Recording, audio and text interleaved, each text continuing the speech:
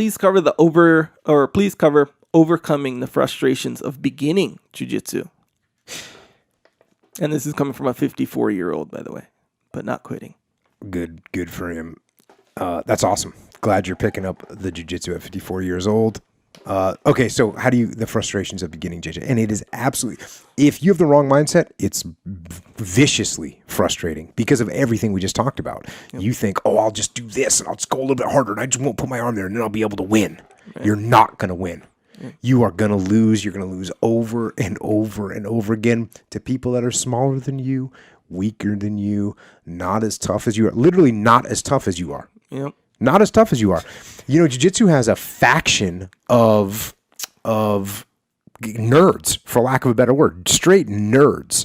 And no offense to the nerds out there, but you know, people that are not physically active, and then for some reason they fall into jiu-jitsu at some point, and they all of a sudden they've got a guy they're not tough, but they'll know the moves and they'll finish you. So those are the people you're going to lose to. So, and it's a long, slow journey that takes a long time.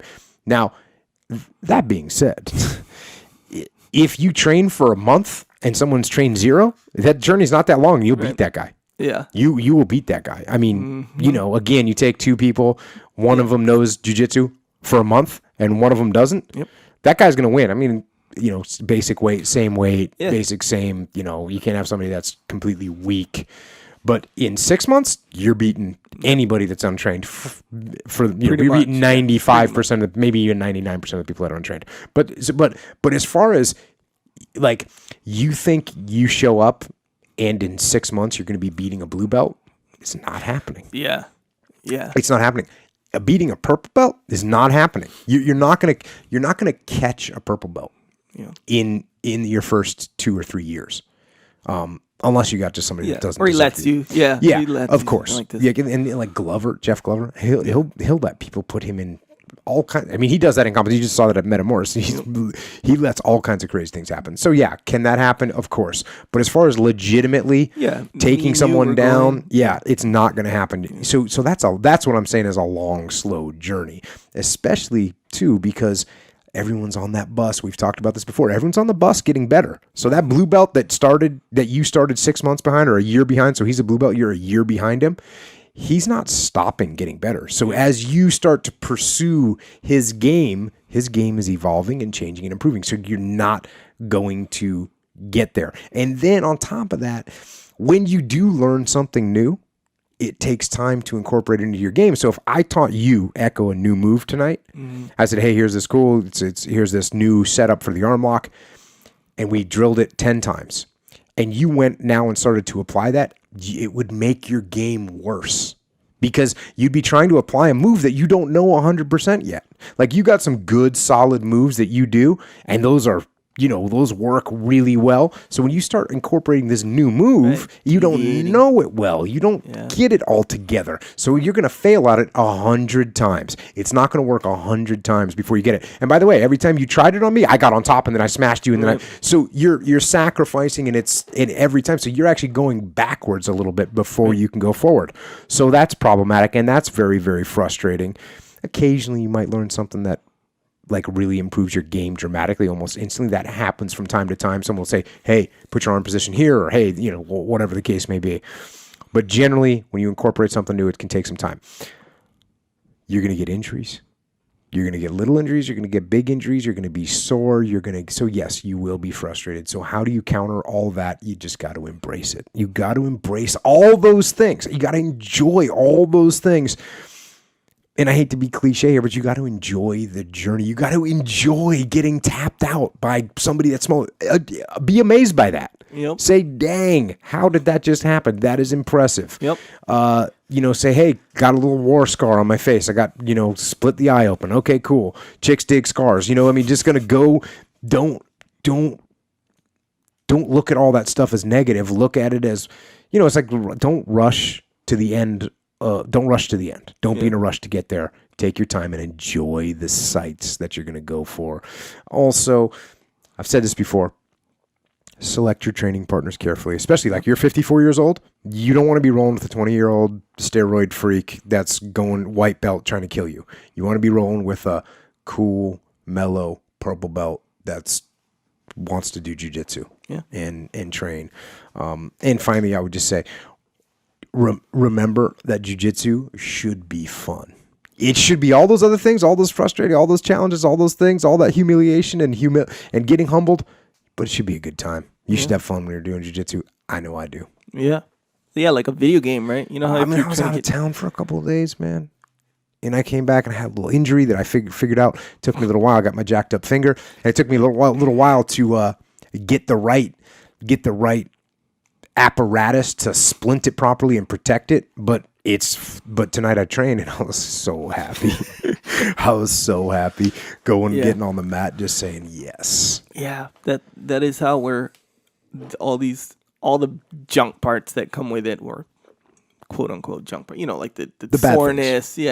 I got choked out or whatever. That's all part of the game. Seems obvious, right? Yeah, it's all part of the game, but be happy that that's the game you're in. Mm-hmm. You know, so I mean, jiu-jitsu basic. I mean, if you don't do jiu-jitsu, this would be kind of an insight. Basically, all it is, if you go to a class, you go in, you may or may not warm up, you learn a move, whether it be a submission move or just a move. You learn a move, 2 moves, 3 moves, sometimes 4 moves, and then you cut to rolling straight up. You guys are fighting. No strikes. That's it. You're fighting. No strikes.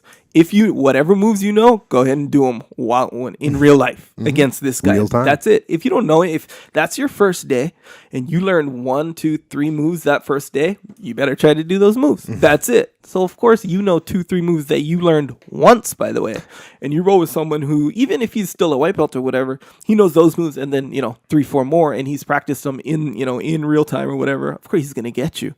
That's just how it works. But keep in mind, the more you go, the more you do the moves, the more moves you learn, the more you practice them in real life, the better you get at them.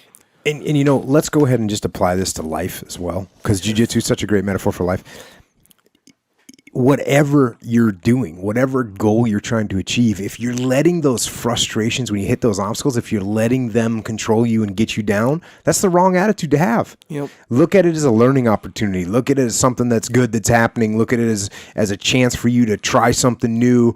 Look at it as the journey that you're trying to achieve. And by the way, anything that's easy to achieve and you don't hit any obstacles, well, that's not worth it, right? That's not going to get the full satisfaction that you want out of that.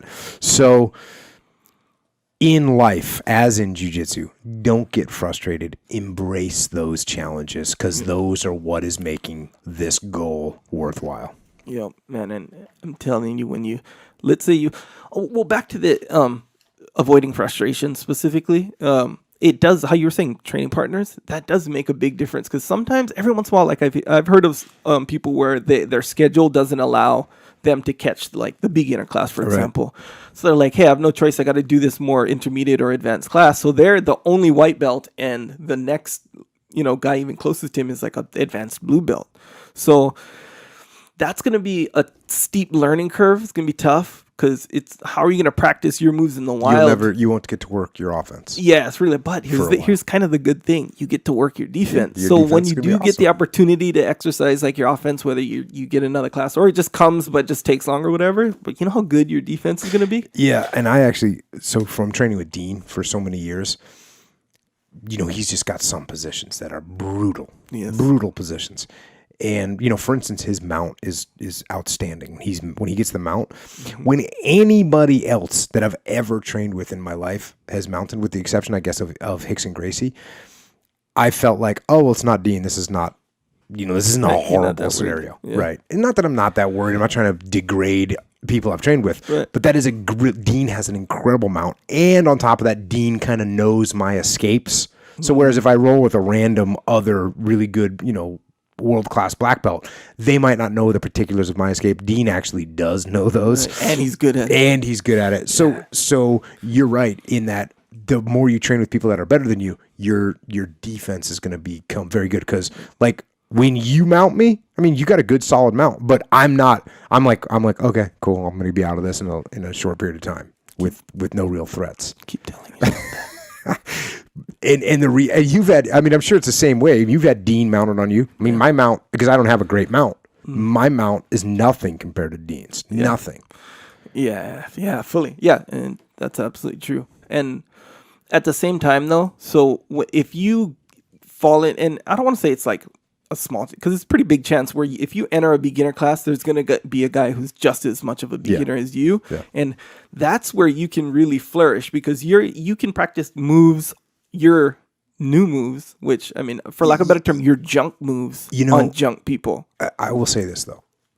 Whoever you roll with, whether they're worse than you, the same as you, or better than you, you're going to get a lot out of it. Of course. All three of them. Yes. So you should roll with all three of those types of people. I have a tendency to want to usually roll with guys that are, like good, and I should spend more. And I do. I mean, I train with everybody that we got at the gym. I'll train with everybody. But I always prefer, of course, I guess I shouldn't say of course, because there are people that are like white belt hunters Right. that want to go out there and be bullies. I'm not like that. I'd rather get bullied, right? I want to feel I want to get after it, Yeah. But you definitely get benefit from training with people that are better than you, worse than you, and the same as you, because you practice one of them, you're practicing defense. One of them, you're practicing pure offense, and someone that's equal than you got to start practicing your setups and your approaches, and you got to learn how to defend and do offense and defense at the same time. So it's all good. Roll. Yeah. That's basically the concept here. Roll. Yeah. So get after it. Consider that scenario. You roll with, then you're talking from an ideal standpoint, roll with people better than you, same as you, worse than you, or, not as good as you. For a beginner, that's not really the option. The worse than you guys, that's not an option for a beginner. Really. Yeah. So there's no one that's worse than them.